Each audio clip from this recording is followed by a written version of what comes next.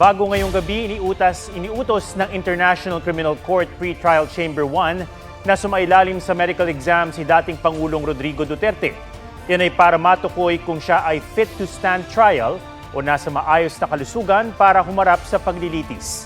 Nagtalaga ang ICC ng medical experts sa forensic psychiatry, neuropsychology at geriatric behavioral neurology. Makikipag-ugnayan sila sa detention center para sa medical records ni Duterte. Para manatiling impartial o walang kinikilingan, ang medical panel, bawal silang makipag-usap sa prosecution at defense.